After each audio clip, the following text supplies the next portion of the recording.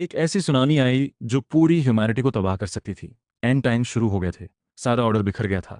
दुनिया भर में अलार्म बज रहे थे। लोग इधर उधर भाग रहे थे। रोने और चिल्लाने की आवाज़ें हर तरफ से आ रही थीं। एक तरफ तो एक्सट्रीम वेदर और एनवायरनमेंट से लड़ना था, और दूसरी तरफ वो लोग जो सामान छीनने पर उतारू थे। मेरे माँ बाप चले गए, बॉयफ्रेंड भी चला गया। लेकिन मरने के बाद मैं 3 महीने पहले वापस आ गई, जब सब कुछ शुरू भी नहीं हुआ था। मुझे लगा जैसे कोई लंबा बुरा सपना था। सपने में मैं लावे में तैर रही थी, फिर पानी अचानक ठंडा होने लगा, जैसे मुझे जमा देगा। फिर अचानक सारा पानी हट गया और मैं हाफते हुए जाग गई। चारों तरफ अंधेरा था, कुछ दिख नहीं रहा था। लेकिन नीचे जो सॉफ्ट फीलिंग थी, वो बेड की थी। ये वो छोटी भीड़ भरी जगह नहीं थी जहाँ हम पहले रहते थे। ये मेरा अपना घर था, मेरे पुराने वाला। मैंने जल्दी से बेड साइड टेबल का फ़ोन उठाया। स्क्रीन जलाई तो डेट देखकर दिल धक कर गया। 23 मार्च 2324, रात के 2:55। मैं एंड टाइम से 3 महीने पहले वापस आ गई थी। मुझे याद था मेरी बर्थडे 14 जून को है, और उसी दिन सुपर टाइफून टिसा ने सब कुछ तबाह करना शुरू किया था। गवर्नमेंट ने पहले वार्निंग दी थी, लेकिन इस डिजास्टर की लेंथ और तबाही ने सबके अनुमान तोड़ दिए। पूरे 1.5 महीने तक तेज आंधी और बारिश चलती रही। ज्यादातर बिल्डिंग्स टूट गईं। पानी, बिजली, रोड सब बंद हो गए। जब सुनामी आई तो उसकी लहरें पल भर में 10 मंजिल तक चढ़ गईं। बहुत लोग उस तबाही में मारे गए। जो बचे वो गवर्नमेंट की हेल्प का इंतजार करते रहे, लेकिन हेल्प की जगह बीमारी, ठंड और सामान छीनने की लड़ाइयाँ। फिर 2 साल की एक्सट्रीम ठंड आई, और उसके बाद एक्सट्रीम गर्मी। इतने बुरे हालात में लोगों का असली चेहरा सामने आ गया। मेरे माँ बाप एंड टाइम्स के पहले साल में ही खाने की कमी की वजह से कमजोर पड़ गए, और बिना इलाज के कॉमन कोल्ड में चले गए। मेरा बॉयफ्रेंड राउची बाकी लोगों के साथ सप्लाईज ढूंढने गया था। किसी ने उसे पानी में धकेल दिया, वो फिर कभी नहीं मिला। साल इस बार मेरे पास 3 महीने हैं। मुझे सब कुछ तैयार करना है, उन्हें बचाना है, कोई भी खतरा नहीं आने देना है। रात के 3 बज रहे थे। मैंने कागज़ कलम उठाया और पिछली लाइफ की इंपॉर्टेंट टाइमलाइन लिखनी शुरू की, ताकि अलग अलग सिचुएशंस के लिए सही सामान तैयार कर सकूं। पिछली लाइफ में एंड टाइम्स के साइंस पहले से थे। स्प्रिंग खत्म हो गई, लेकिन टेम्परेचर नहीं बढ़ा। मई में तो -2030 तक पहुंच गया था। जून में 1.5 महीने की सुपर टाइफून और बारिश आई। फिर जुलाई में सुनामी और बर्फ। टेम्परेचर -50 तक गिर गया। पहले सोचना था घर के बारे में। मेरे माँ बाप जिस पुराने बिल्डिंग में रहते हैं, वो ठंड और पानी कोई नहीं रोक सकती। मेरा अपना घर है। 1 साल पहले ही रेनोवेट करवाया था वेडिंग के लिए। 21वीं मंजिल, top floor, 300 square metre, 1 flat per floor. इसे ही ठीक से तैयार करके माँ बाप और बॉयफ्रेंड को यहाँ बुला लूंगी। खाने पीने का सामान भी लिस्ट बनाई। चावल, फ्लावर, ऑयल से लेकर वेजिटेबल्स, फ्रूट्स, स्नैक्स तक। पूरे 2 A4 पेजेस भर गए। सब प्लान करने के बाद मैंने माँ बाप और बॉयफ्रेंड को कॉल किया। उन्हें बोला, फ़ौरन मेरे पास आ जाओ, ज़रूरी बात करनी है। उन्हें कन्विंस करना बहुत आसान रहा। माँ बाप ने हमेशा मुझ पर भरोसा किया है। जब मैंने पिछली लाइफ की पूरी बात बताई, तो वो रोते हुए मुझसे लिपट गए। तीनों ने मेरी हर बात मान ली। मैंने आंसू पोंछे, अपनी लिस्ट निकाली, और कम बांटने से पहले पहले देखा कि हाथ में कितना पैसा है। जो कुछ भी कैश में बदल सकते थे, सब बदला। कुल 1500 लाख कैश हाथ में आ गए। सब कुछ तैयार था, तो फिर शुरू करते हैं। पहले घर की बात। मेरी बिल्डिंग में साउथ से नॉर्थ तक 6 हाई राइज हैं। पीछे कुछ विलास भी हैं। एक बिल्डिंग वो है जिसमें मैं रहती हूँ, यानी 1 फ्लैट पर फ्लोर वाली लार्ज यूनिट। बाकी में 3-3 फ्लैट्स पर फ्लोर हैं। मैंने यह घर इसलिए चुना था क्योंकि अंदर की बात थी कि बिल्डिंग मटेरियल बहुत अच्छा इस्तेमाल हुआ है। और सबसे ज़रूरी बात, मुझे याद था कि पिछली लाइफ में सुनामी आने पर छठी मंजिल तक पानी भर गया था। कुछ घटिया बिल्डिंग्स ढह गई थीं, लेकिन इस कॉम्प्लेक्स की सभी 6 बिल्डिंग्स सुरक्षित रहीं। बाद में यहीं बहुत से लोगों ने शरण ली थी। मैंने पापा से कहा कि वर्कर्स बुलाकर घर के सभी शीशे बुलेट प्रूफ ग्लास से बदलवाएं, और ऊपर 1 वे फिल्म भी लगवाएं, ताकि अंदर से बाहर दिखे लेकिन बाहर से कुछ भी नजर ना आए। फिर सभी दीवारों पर दोबारा इंसुलेशन करवाई, मोटी हीट प्रूफ लेयर लगवाई। मेरा घर 300 स्क्वायर मीटर का है। सीलिंग 7 मीटर ऊंची है, और एक 50 स्क्वायर मीटर का ओपन टेरेस भी है। 2 बेडरूम्स रखे, एक किचन, एक बाथरूम। बाकी सब रूम्स खुलवाकर एक बड़ी जगह बनाई। फिर उसमें एक 5-2 शून्य बड़े शेल्व्स लगवाए सामान रखने के लिए। एंट्री डोर पहले से ही टॉप क्लास स्मार्ट लॉक वाला था, लेकिन उस पर एक एक्स्ट्रा स्टील डोर और लगवाया। बिल्डिंग में सभी फ्लैट्स 1 पर फ्लोर है। एलिवेटर से निकलो तो घर के दरवाजे तक कोई 10 स्क्वायर मीटर की जगह है। एलिवेटर का दरवाजा सामने और फायर एग्जिट डोर साइड में। सिक्योरिटी के लिए 2 और कस्टम स्टील डोर्स बनवाए, एक फायर एग्जिट के आगे, एक एलिवेटर एरिया में। लेकिन प्रॉपर्टी मैनेजमेंट को शक ना हो, इसलिए ये डोर्स एंड टाइम से ठीक पहले इंस्टॉल करने का प्लान था। ये डोर्स किसी नेचुरल डिजास्टर के लिए नहीं, बल्कि डिजास्टर में लोगों के बदलते हुए दिलों के लिए थे। टेरेस पर वाटर टैंक और सोलर पैनल्स की जगह रखी, और सब पर इंसुलेशन और प्रोटेक्शन कवर लगाया। बाकी टेरेस को भी क्लोज करवाया। रेन वाटर को फिल्टर करके यूज करने का सिस्टम भी लगवाया। घर में पहले से फ्लोर हीटिंग थी, और ऊपर से क्लाइंट में एक बड़ा फायरप्लेस भी लगवाया। हर रूम में बेस्ट क्वालिटी एसी लगवाए। घर की प्लानिंग बस इतनी थी। सारी डिटेल्स और सुपरविजन पापा को दे दी। अब बारी थी सप्लाईज खरीदने की। पास ही एक बड़ा खाली वेयरहाउस रेंट पर लिया, जो पहले लॉजिस्टिक्स सेंटर था।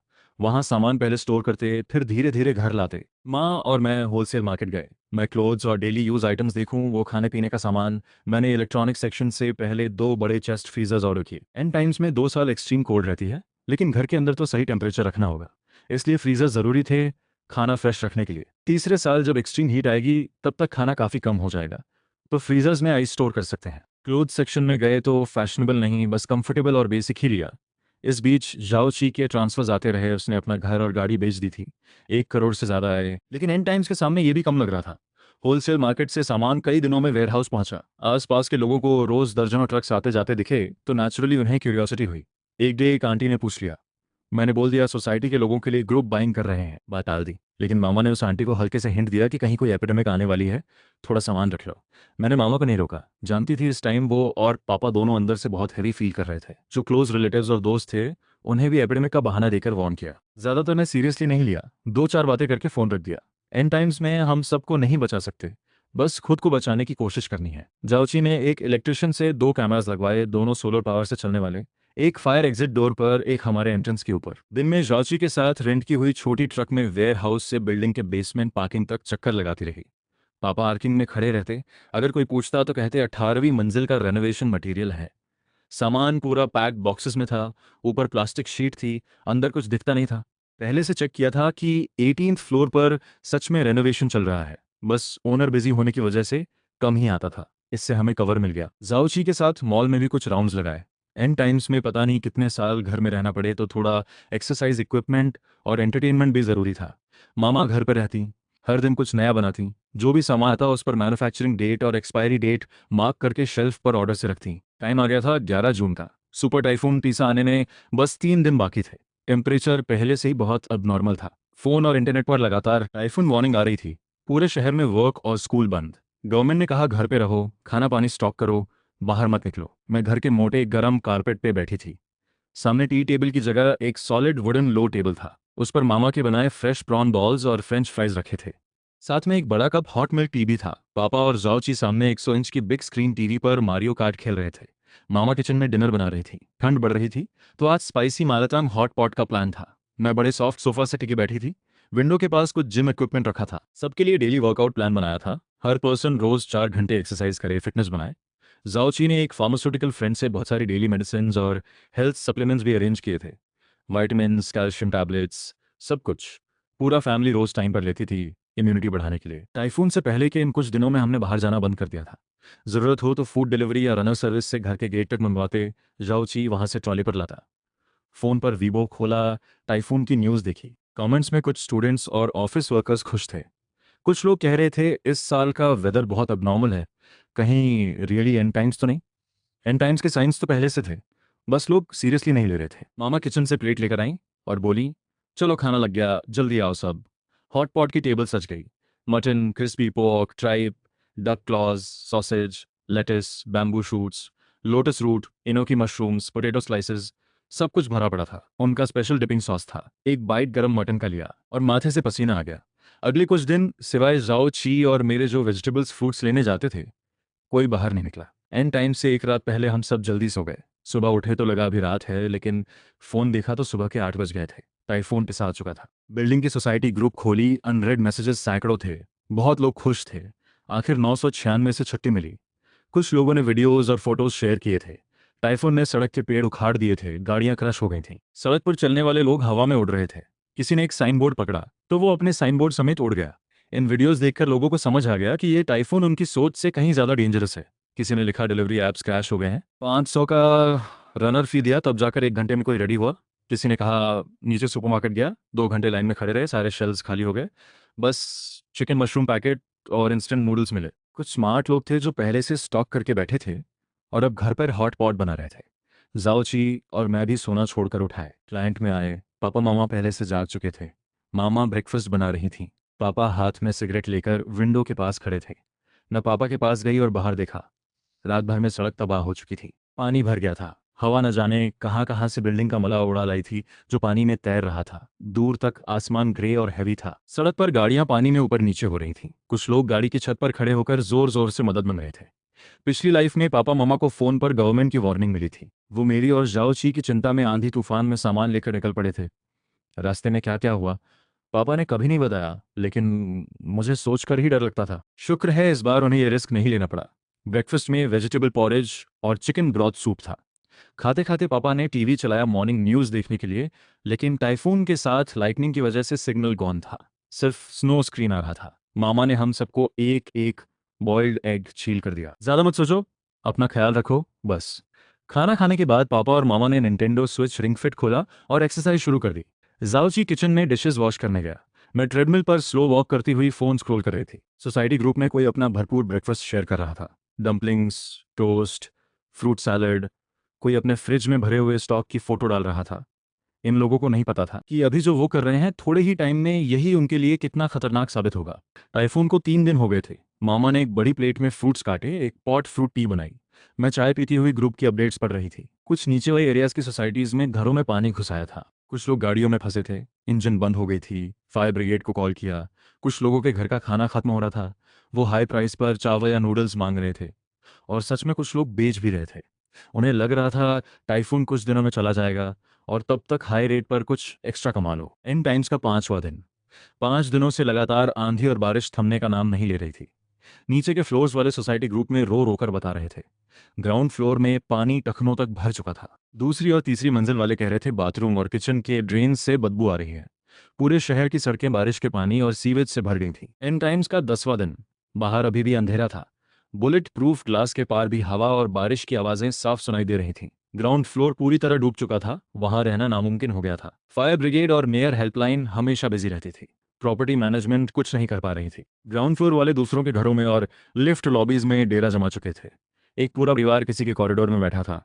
कभी पानी मांगने नॉक करते, कभी खाना बनाने के लिए स्टोव। जो सॉफ्ट हार्टेड थे वो मना नहीं कर पाते। जिनका मिजाज थोड़ा गर्म था, उनसे हाथापाई भी हो गई। सोसाइटी ग्रुप में सब एक दूसरे से शिकायत कर रहे थे। बाहर का हाल क्या था पता नहीं था, लेकिन आसपास जो हो रहा था वो काफ़ी था ये समझाने के लिए कि एंड टाइम्स कितना खतरनाक होता है। टाइफून के पहले दिन से ही हमने लिफ्ट लॉबी और फायर एग्जिट के दोनों स्टील डोर्स लॉक कर दिए थे। डोर पर इलेक्ट्रिक वायर भी लगाई थी जो रिमोट से कंट्रोल होती थी। रिमोट दरवाजे के पास कैबिनेट में रखा था। कैमरास भी 24 घंटे ऑन थे। पिछली लाइफ में बहुत बार हुआ था कि भूख से बेहाल लोग आधी रात को हैमर लेकर दरवाजा तोड़ने आते थे। मुझे याद था इस कॉम्प्लेक्स में बिल्डिंग 1 वाला सुपरमार्केट इस पूरी सोसाइटी का पहला शिकार बना था। बिल्डिंग 1 के नीचे एक बड़ा फ्रेश ग्रोसरी सुपरमार्केट था। ओनर फैमिली दूसरी मंजिल पर रहती थी। टाइफून आने से पहले ही सुपरमार्केट का आधा सामान बिक चुका था।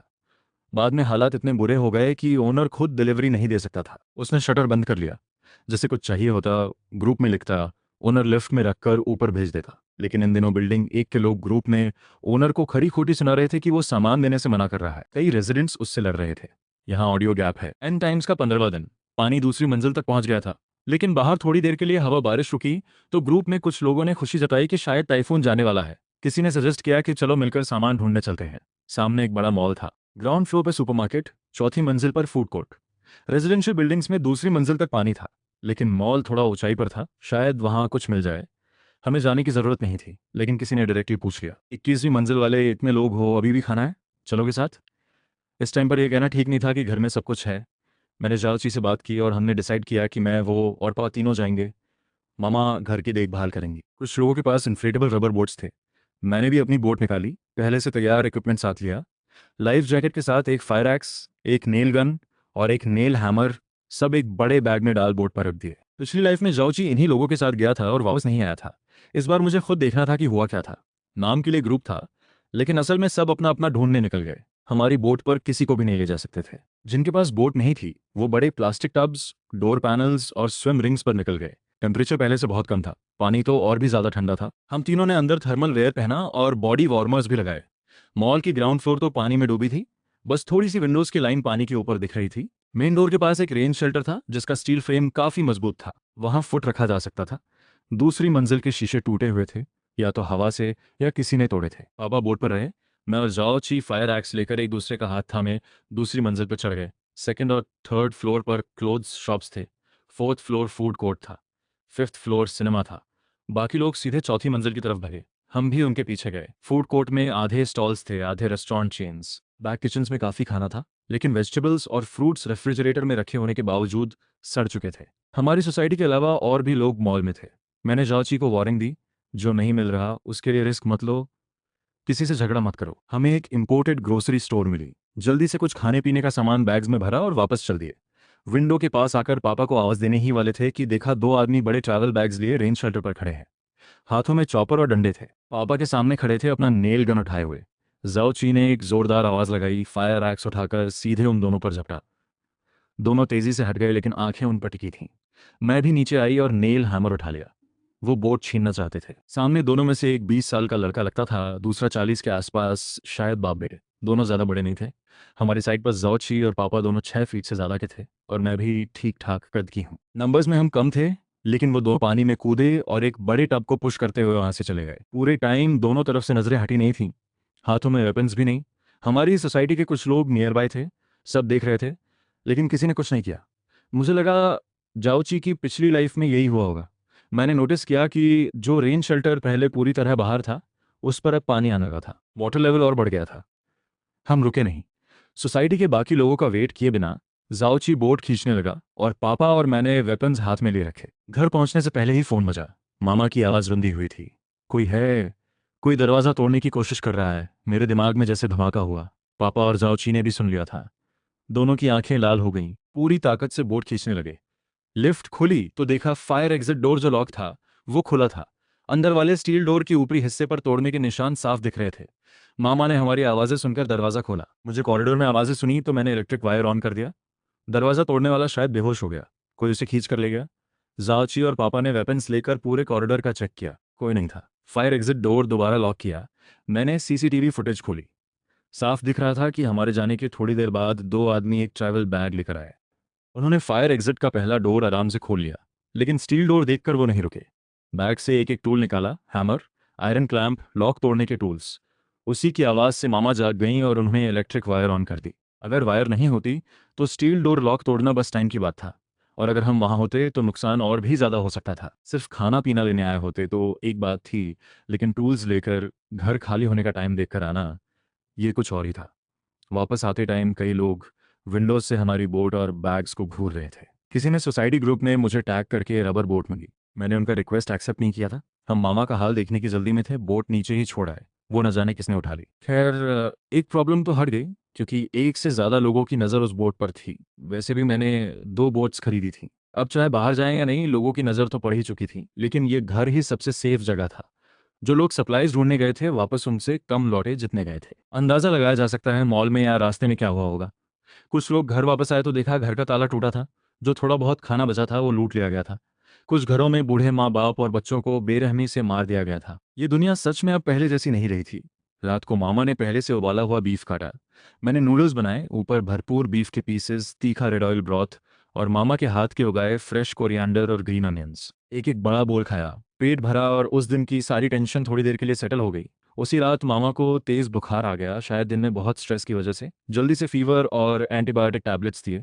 अगले दिन सुबह तक मामा का बुखार उतर गया था। मैंने एक बड़ी पॉट में थिक मिलेट पॉरेज बनाई, साथ में कुछ छोटे साइड डिशेस। मामा को बेड पर ही खाने दिया, नीचे उतरने नहीं आया। मुझे याद था पिछली लाइफ में माँ बाप सर्दी की वजह से गए थे बिना इलाज के।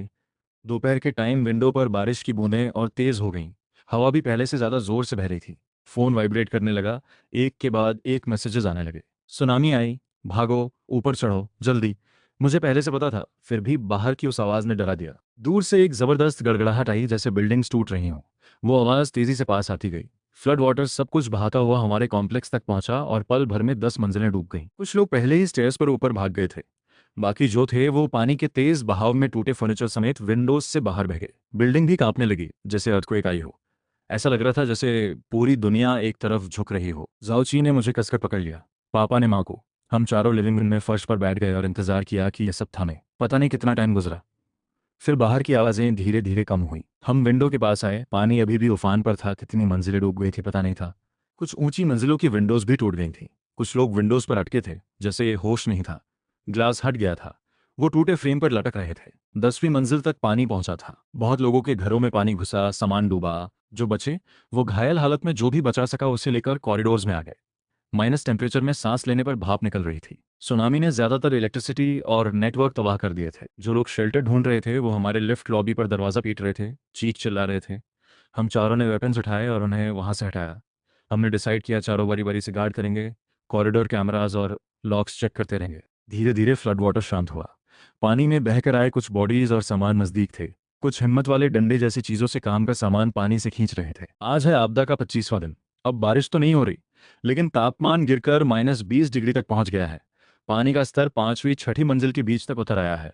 नेटवर्क और बिजली भी बीच बीच में आती जाती रहती है। मोबाइल पर सरकार का मैसेज आया था, कह रहे थे कि हर ताकत लगाकर लोगों को बचाया जा रहा है। बस ये आपदा पूरी दुनिया में फैली हुई है। पूरे देश के समुद्र किनारे वाले इलाकों में तूफान और सुनामी आई है, और अंदर के इलाकों में जमीन हिली है, पहाड़ खिसके हैं। हमें भरोसा है कि सरकार हर एक मुसीबत में फंसे इंसान को बचाने की कोशिश कर रहे हैं। सब बचे हुए लोग इंतजार कर रहे हैं। सामने वाला मॉल तो सुनामी के टाइम ही टूट फूट गया था, और जो भी सामान बचा था वो बार बार लूट लिया गया। जलाने और गर्म रहने के लिए जो भी चीज काम आ सकती थी सब उतार ली गई। जब सब लोग बिल्कुल हिम्मत खो रहे थे, तभी बाहर मोटर की आवाज सुनाई दी। सरकार की राहत टीम आ गई। 3 बोट आए। फायर डिपार्टमेंट के लोग नारंगी रंग की जैकेट पहने हुए, और बोट के आगे लाल झंडा लगा हुआ था। ग्रुप में सब खुश हो गए। बाहर भी सब उछल पड़े। सारे लोग खिड़की पर लगकर राहत टीम को देखकर खुशी से चिल्ला रहे थे। फिर लाउड स्पीकर बजा। फायरमैन ने कहा, इस बार की राहत सिर्फ नीचे की मंजिलों वाले लोगों के लिए है। बूढ़े और बच्चों को पहले लिया जाएगा। हम किसी को नहीं छोड़ेंगे जिसे मदद चाहिए। सरकार भी आपको नहीं छोड़ेगी। फिलहाल फोर्स कम है, बाद में और टीम जरूर आएगी। सब थोड़ा हिम्मत रखें। इतने दिन बाद आखिर मदद आई थी, तो जिसमें भी थोड़ी ताकत बची थी सब नीचे भाग आए और फायरमैन को घेर लिया। फायरमैन ने बड़ी मुश्किल से सबको समझाकर शांत किया। कई बार आना जाना करके आखिर पूरी सोसाइटी के कुछ फंसे हुए लोगों को ले गए, और जो कुछ बक्से सामान के पीछे रह गए उन्हें टिड्डियों के झुंड जैसे लोगों ने आपस में बांट लिया। यहाँ तक कि सामान वाली लकड़ी की पेटी भी तोड़कर जलाने के लिए ले गए। मुझे याद है, पहले सरकार ने जो सामान भेजा था उसमें पानी में भीगा हुआ पर अब भी खाने लायक चावल, पीने का पानी, कुछ दवाइयाँ और ठंड से बचने वाले कपड़े थे। पर आपदा का दायरा इतना बड़ा था। इस बार राहत टीम जाने के बाद किसी और इलाके में चली गई। हमारी सोसाइटी समुद्र के बीच एक छोटे से टापू जैसी रह गई थी। बाहर बर्फ गिरना शुरू हो गई। सरकार की टीम 2 बार आई, 2 बार सामान दिया, और कुछ बचे हुए लोग भी छोड़ गए। बता रहे थे कि हमारी सोसाइटी के पास के इलाकों में बिल्डिंग सबसे ज्यादा सही सलामत बची है। पहले बनाए गए शरण स्थल पूरे भर गए थे। अब और लोगों को रखने की जगह नहीं थी। पानी उतरने के बाद जो घर बिना मालिक के दिखे वो अभी के लिए शरण स्थल बन गए। शहर तूफान से इतना ज्यादा प्रभावित था कि बड़ा सेफ बेस बनाने की कोई गुंजाइश नहीं थी। सबसे नजदीक बेस इस शहर में बना है। यहाँ से 1 घंटे से ज्यादा का रास्ता है। कोई गाड़ी नहीं है, इतना सामान भी ले नहीं जा सकते, और बेस के हालात कैसे हैं ये भी पता नहीं। इसलिए हम बिना सोचे समझे वहां नहीं जा सकते। इस बीच सरकार ने पूरे शहर में कुछ सप्लाई स्टेशन बनाए, जिनकी देखरेख आर्मी कर रही है। वहां चावल, आटा, पानी और गर्म कपड़े मिलते हैं। बदले में सामान दे सकते हैं या सोना देकर खरीद सकते हैं। दाम पुराने टाइम से बहुत ज़्यादा हो गए हैं, और सप्लाई भी टाइम और मात्रा में लिमिटेड है। वहाँ आर्मी हथियार के साथ नियम बनाए रखती है, इसलिए पहले मॉल जैसी लूटपाट वहाँ नहीं होती। पर सप्लाई स्टेशन के इलाके से बाहर निकलते ही सेफ्टी नहीं रहती। जो भी पैसे बचे थे मैंने सोने में बदल लिए थे। हमारे घर वालों ने भी स्टेशन से कुछ सामान खरीदा। कुछ बार बिना किसी मुसीबत के जाकर आए, फिर जाना बंद कर दिया। पर जिनके पास पैसे या सोना खत्म हो गया और भूख ठंड बर्दाश्त नहीं हो रही थी, वो फिर बाहर सामान ढूंढने निकल पड़े। हमारा घर भी कई बार बाहर गया। किसी को नहीं पता ये आखिरी टाइम कब तक चलेगा। कितना भी सामान जोड़ लो, आखिर में ख़त्म हो ही जाता है, और कोई ना कोई मुसीबत आ ही जाती है। और मुझे इस आखिरी टाइम के बारे में जो भी पता है वो सब पिछले जन्म के मेरे अनुभव और देखी हुई चीज़ों से है। हमें सेफ इलाके से बाहर निकलकर बाहर के हालात जानने ज़रूरी थे। आम लोगों के साथ साथ हमें सरकार की आर्मी भी सामान ढूंढते हुए मिली। बर्फ बहुत ज़्यादा गिर रही थी। सूरज भी मोटे बादलों के पीछे छुप गया था। पूरी दुनिया बस सफ़ेद ही सफ़ेद लग रही थी। हवा चेहरे पर लगती तो ऐसा लगता जैसे चाकू से त्वचा कट रही हो। हर बार बाहर जाते वक्त हम 3-3 लेयर कपड़े पहनकर बिल्कुल कसकर खुद को ढक लेते थे। फिर भी कान और उंगलियों में सूजन आ ही जाती थी। बहुत दर्द और खुजली होती। मेरी माँ हर दिन घर में अदरक का पानी बनाकर रखती, और गर्म पानी से हम सबके पैर धुलवाती। फिर एक दिन झाओची और मेरे पापा सामान ढूंढकर वापस आए तो दोनों का चेहरा बिल्कुल उतरा हुआ था। पापा तो रात का खाना भी छोड़कर सीधे कमरे में चले गए। माँ ने कितना भी पूछा, कुछ नहीं बताया। मैंने चुपके से झाओची से पूछा तो पता चला कि सामान ढूंढते वक्त उनके साथ एक अजीब बात हुई थी। झाओची और मेरे पापा को मीट जैसी खुशबू आई, पर वो रोज खाने वाले चिकन या मछली जैसी नहीं थी। कुछ अजीब सी महक थी। वो दोनों खुशबू का पीछा करते हुए एक अंधेरी सीढ़ी तक पहुंचे, जहां जली हुई लकड़ी के टुकड़े और बर्तन पड़े थे। आसपास कोई नहीं था। झाओची निगरानी करता रहा, और पापा ने जलकर खंगाला तो अचानक एक बिल्कुल सफ़ेद हड्डी मिली। देखने में हाथ जैसी लगती थी, पर इतनी साफ थी कि पानी में भीगने जैसी नहीं लग रही थी, बल्कि किसी ने उसे चबाया हो ऐसा लग रहा था। वो अजीब खुशबू याद आते ही झाओची और पापा को उल्टी जैसा महसूस हुआ, और जल्दी से वहां से निकल गए। मुझे सुनकर ही रोंगटे खड़े हो गए। बाहर बर्फ और गहरी होती जा रही थी, और मिलने वाला सामान भी कम होता जा रहा था। हमने फैसला किया कि कड़ी ठंड खत्म होने तक अब बाहर नहीं जाएंगे। आखिरी टाइम के तीसरे साल में मैं और झाओची मिलकर उंगली जैसी मोटी एक बेल को छोटे ठेले पर लाद रहे थे। ये छोटा ठेला झाओची ने एक सोलर बैटरी और मेरे डिलीवरी वाले पुराने ठेले से मिलाकर बनाया था। सोलर पावर से चलता था, बस दिशा हाथ से सेट करनी होती थी और लगभग 100 किलो सामान उठाकर चल सकता था। घर पहुंचते ही अंदर की ठंडी हवा चेहरे पर लगी। मैंने आराम से एक लंबी सांस ली। माँ जल्दी से बर्फ वाला शहद का पानी हमारे लिए ले आए ताकि एनर्जी मिल सके।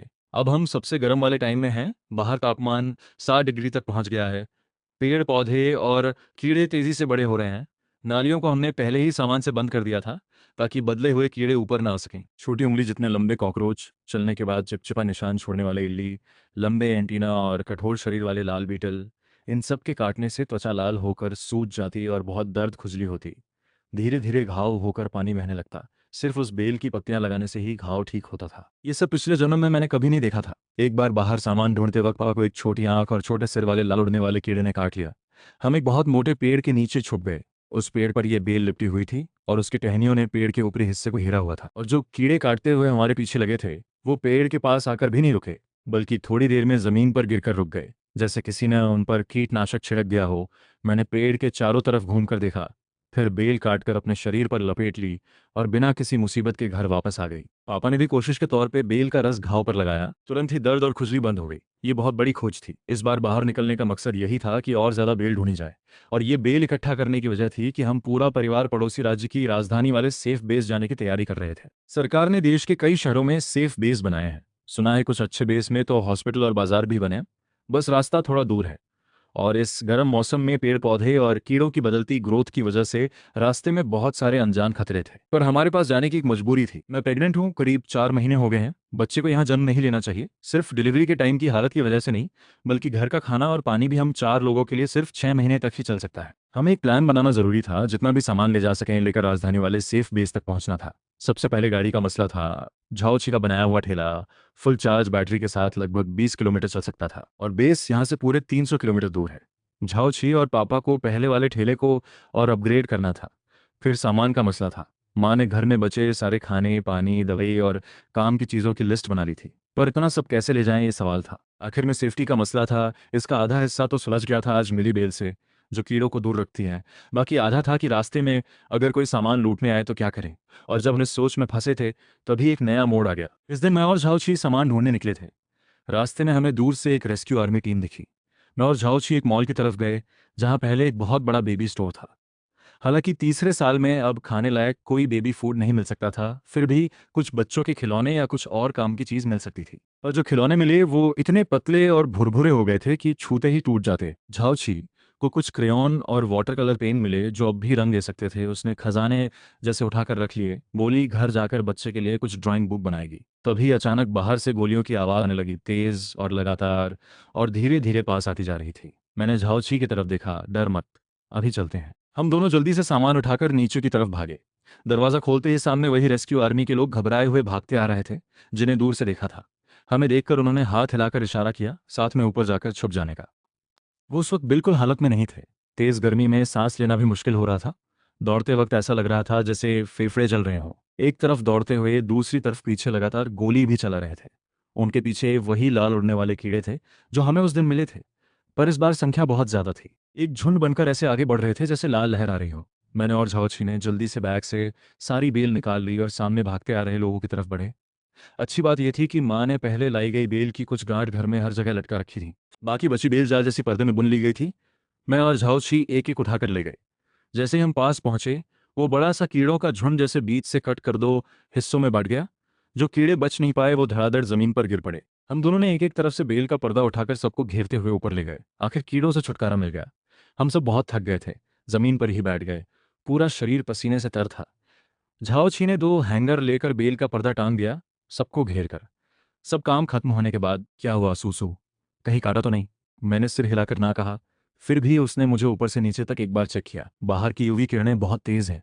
कितनी भी गर्मी हो, हाथ और कंधे खुले नहीं रखने चाहिए। मैं और झाओछी दोनों पहले से खरीदी हुई सनस्क्रीन वाली ड्रेस पहने थे, पर कपड़ों के अंदर पसीने से शरीर पहले ही भीग कर चिपक गया था। अभी बाहर सबसे तेज गर्मी का टाइम चल रहा है, पता नहीं कीड़े गए भी हैं या नहीं। हम और झाओछी भी बाहर नहीं जा सकते थे, और सामने वाले सब लोगों के शरीर पर घाव के निशान थे। हम अभी सिर्फ यहीं रुककर सूरज ढलने का इंतजार कर सकते थे, फिर वापस जाते।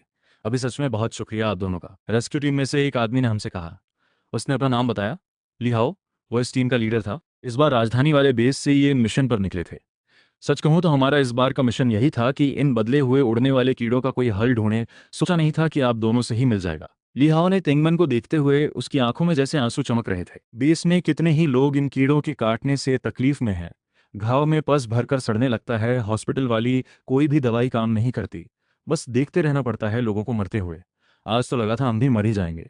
हम मर जाते तो कोई बात नहीं, पर मिशन पूरा नहीं हुआ तो इतने लोग जो इंतजार कर रहे हैं। सूरज ढलते ही हवा का तापमान भी थोड़ा कम हो गया। जिन घायलों ने बेल वाली जगह पर रात बिताई थी उनकी सूजन भी काफी कम हो गई थी। दर्द खुजली भी नहीं रही। बार बार शुक्रिया कहते हुए लिहाओ फिर एक बार हैरानी से बोला, ली कमांडर, कल मैं आपको ले जाकर ये बेल दिखा सकता हूँ। मेरी एक रिक्वेस्ट है, क्या आप हमारे पूरे परिवार को बेस तक साथ ले जा सकते हैं?